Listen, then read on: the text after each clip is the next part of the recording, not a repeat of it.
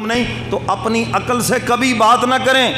حضور علیہ الصلاۃ والسلام نے ارشاد فرمایا، جس کا مفہوم فرمایا اگر کسی نے ایسی بات کی جو میں نے نہیں کہی اور میری طرف اس کو منسوب کر دیا، یعنی وہ حدیث نہیں ہے لیکن اس نے کہا کہ یہ حدیث ہے، حضور فرماتے ہیں اس کو چاہیے کہ اپنا ٹھکانہ جہنم کے اندر بنا لے۔ آج سارا واٹس ایپ بھرا پڑا ہے، سوشل میڈیا بھرا پڑا ہے، فیس بک بھری پڑی ہے، اور جناب اس کے اوپر ایسے ہی اقوال زنی ہیں، کوئی حضور کی طرف منسوب کیے ہیں، کوئی حضرت علی کی طرف منسوب کیے ہیں، نہ وہ کہیں کتابوں میں ہیں نہ کہیں حدیث کی کتابوں میں ہیں، ملتے ہی کہیں نہیں ہیں۔ تو میں نے بہت سو کو سمجھایا، خدا کے بندو یہ ثواب نہیں تم حاصل کر لے بلکہ گناہ حاصل کر رہے ہو۔ کسی عالم سے پوچھا ہے؟ کسی سے پوچھ لو بھئی یہ حدیث ہے بھی کہ نہیں، وہ حدیث ہے ہی نہیں، اور اس نے اس کو حدیث کہہ کے بیان کر دیا ہیں جی۔ حضرت علی کا قول کیا ہے؟ حضرت علی کے اقوال میں ہے ہی نہیں بات۔ حضرت ابوبکر صدیق، سیدنا فاروق اعظم، سیدنا عثمان غنی، سیدنا علی مرتضیٰ رضی اللہ تعالیٰ علیہ مجمعین، خلفائے راشدین کے اقوال ہے ہی نہیں، پتہ نہیں کہاں سے نکال دیے۔ کیوں جی بات سمجھ آ رہی ہے؟ اور اس کو ثواب سمجھ کے کرتے ہیں۔ فجر کی نماز میں 3 ٹوٹرو ہوں گے مسجد میں، اور جو ہی سورج نکلتا ہے پورا سوشل میڈیا اقوال زنی سے بھرا پڑا ہوتا ہے، جھوٹی حدیثوں سے بھرا پڑا ہوتا ہے، جیسے سارا اسلام ابھی زور پکڑ گیا ہے۔ جو چیز تمہارے اوپر فرض ہے وہ کرو بھائی، 5 وقت کی نماز تمہارے اوپر فرض ہے وہ پڑھو بھائی، اس کی پوچھ ہونی ہے، اس کی طرف دھیان نہیں۔ اب نیا ہی دینداری کا ٹرینڈ نکلا ہے، بس سوشل میڈیا پہ سارا دین جو ہے وہ زہر کر دو، یہ بڑا دیندار ہے۔ تو میرے محترم سامعین، قربانی صرف اللہ کے لیے۔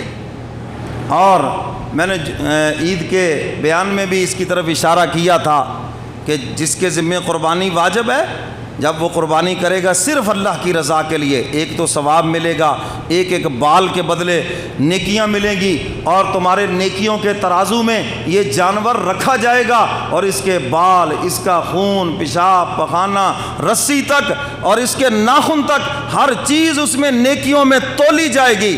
اللہ اکبر۔ اور میرے محترم سامعین، اس کے علاوہ دنیا کے اندر اگر کوئی مقروض ہے، قربانی کی برکت سے اللہ قرض کے اترنے کے اسباب پیدا فرمائیں گے۔ تنگ دست ہے، اللہ اس کو خوشحال کر دیں گے، اور جو خوشحال ہے اللہ اس کو کبھی بھی تنگ دست نہیں ہونے دیں گے۔ یہ کیسے ہو سکتا ہے کہ قربانی اللہ کے لیے دے اور اللہ اس کی قربانی کو ضائع کر دیں؟ واہ جی واہ، عجیب بات ہے۔ آپ 4 پیسے اپنے دوست کے لیے خرچ کرتے ہیں، آپ کا موقع آئے وہ دگنے دے کے جاتا ہے یا نہیں جاتا؟ تو اللہ کہتے ہیں مجھے دوست بناؤ، مجھے دوست بناؤ اور میری رضا کے لیے خرچ کرو، اتنا دوں گا صرف تم ہی نہیں تمہاری نسلوں سے بھی نہیں سنبھالا جائے گا، کرو تو صحیح میری رضا کے لیے۔ تم تو دکھلاوا لے کے بیٹھے ہو بیچ میں، تم تو ریاکاری لے کے بیٹھے ہو بیچ میں، تم تو جناب اپنی ذاتی خواہش لے کے بیٹھ کے، میں نہیں، صرف میری رضا کے لیے عمل کرو اور پھر میری مہربانیاں دیکھو۔ اللہ اکبر۔ تو میرے محترم سامعین، یہ جو آیت کریمہ خطبہ کے اندر تلاوت کی ہے، حق تعالیٰ نے اسی بات کو اس میں واضح فرمایا۔ فرمایا فاستجاب لهم ربهم انی لا اضیع عمل عامل منکم من ذکر او انثی۔ حق تعالیٰ فرماتے ہیں ہم تمہارے نیک اعمال کو، ہم تمہاری دعاؤں کو سب کو قبول کرتے ہیں، چاہے کوئی مرد ہو چاہے کوئی عورت ہو، جو بھی میرے لیے نیک عمل کرتا ہے ہم اسے قبول کرتے ہیں۔ شیطان وسوسے ڈالتا ہے، تیرا عمل پتہ نہیں قبول ہوا یا نہیں ہوا، اتنے سال سے قربانی دے رہے ہو پتہ نہیں قبول ہوئی یا نہیں ہوئی، اتنے سال سے نمازیں پڑھ رہے ہو پتہ نہیں قبول ہوئی یا نہیں ہوئی، اتنے سال سے عبادتیں کر رہے ہو پتہ نہیں قبول ہوئی ہیں یا نہیں ہوئی۔ حضرت حاجی امداد اللہ مہاجر مکی رحمۃ اللہ علیہ سے کسی نے یہی تو سوال کیا، حضرت نماز تو بڑی دیر سے پڑھ رہے ہیں لیکن دل میں ایک شبہ ہے، شک ہے، پتہ نہیں قبول بھی ہے یا نہیں، پتہ نہیں سنت کے مطابق بھی ہے یا نہیں، پتہ نہیں اللہ پسند بھی کرتے ہیں یا نہیں، قیامت کے دن وہ کہیں منہ پر نہ مار دی جائیں، بڑا ڈر ہے۔ حضرت نے فرمایا یہ ڈر ہی اس بات کی علامت ہے کہ تمہاری نماز قبول ہے۔ جو چور ہوتا ہے جس کی قبول نہیں ہوتی اس کو ڈر بھی نہیں ہوتا، یہ ڈر ہی علامت ہے۔ حضرت نے مزید تسلی کے لیے فرمایا ایک میری بات کان کھول کے سن لو، ہر وہ عمل، نماز بھی، اس کے علاوہ بھی جتنے نیک اعمال ہیں، ایک مرتبہ کرنے کے بعد جب اگلی مرتبہ توفیق مل جائے، یہ اس بات کی علامت ہے کہ تمہارا پچھلا قبول ہو گیا ہے۔ فرمایا ایک نماز پڑھنے کے بعد اگلی نماز کی جب تمہیں توفیق ملی، یہ اس بات کی علامت ہے کہ تمہاری پچھلی نماز قبول ہو گئی ہے۔ اگر قبول نہ ہوتی تو تمہیں توفیق بھی نہ ملتی۔ دیکھو بھی کسی کا آنا آپ کو اپنے گھر میں اچھا لگے تو آپ کیسے اس کی منت سماجت کر کے کہتے ہیں اچھا جی حضرت صاحب آئندہ بھی کبھی خدمت کا موقع دینا، کہتے ہیں یہ نہیں کہتے؟ وہ بولو تو صحیح کہ سارے نو کہندے ہو جاؤ جناب اللہ تمہیں خوش رکھے دوبارہ نہ آنا، کیوں جی کہتے ہو یا نہیں؟ جس مہمان کا آنا تمہیں اچھا لگے، تم جناب خدمت کرنے کے بعد معذرت بھی کرتے ہو، اگر خدمت میں کمی کوتاہی رہ گئی ہے معذرت ہے جی، اور آئندہ بھی کبھی ہمیں خدمت کا موقع دینا کیونکہ تمہیں اس کا آنا پسند ہے۔ اور جس کا آنا پسند نہ ہو اس کے ساتھ کیا رویہ ہوتا ہے وہ آپ ہی بتا دیں، کیوں جی وہ آپ ہی بتا دیں۔ تو میرے محترم سامعین، حاجی صاحب فرماتے ہیں، حاجی امداد اللہ مہاجر مکی رحمۃ اللہ علیہ، فرمایا جب اللہ کے دربار میں آنا تمہارا پسند ہو گیا، قبول ہو گیا، تو اللہ رب العزت اگلی نماز کی بھی تمہیں توفیق عطا فرمائیں گے۔ اور اگلی نماز کی توفیق ملنا یہ علامت ہے کہ پچھلی قبول ہو گئی۔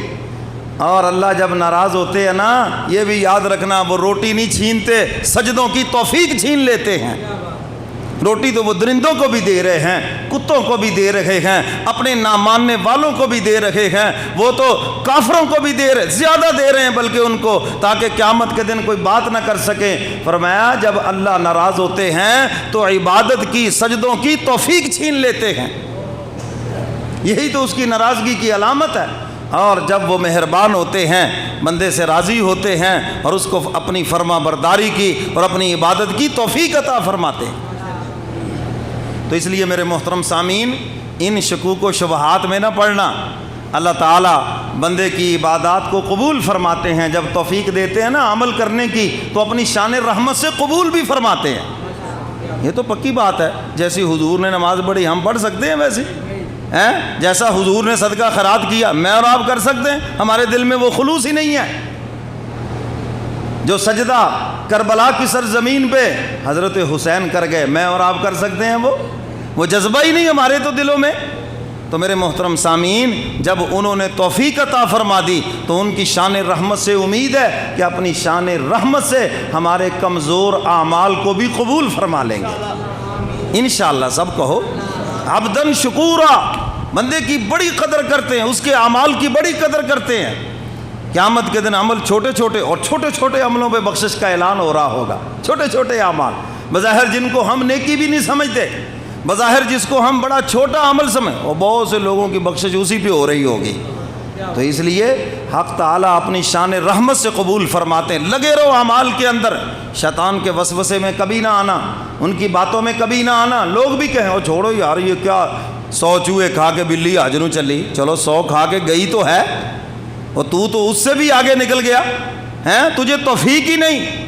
اور میرے محترم سامعین، کم از کم اس کو توفیق توبہ تو ہو گئی ہے نا، اور توفیق توبہ ہونا یہ علامت ہے کہ اس کی توبہ قبول ہو گئی ہے۔ اللہ اکبر۔ تو اللہ کے لیے اور اس کے محبوب کے لیے جو بھی مشقت اٹھاتا ہے حق تعالیٰ اس کو قبول فرماتے ہیں۔ حضرت زید رضی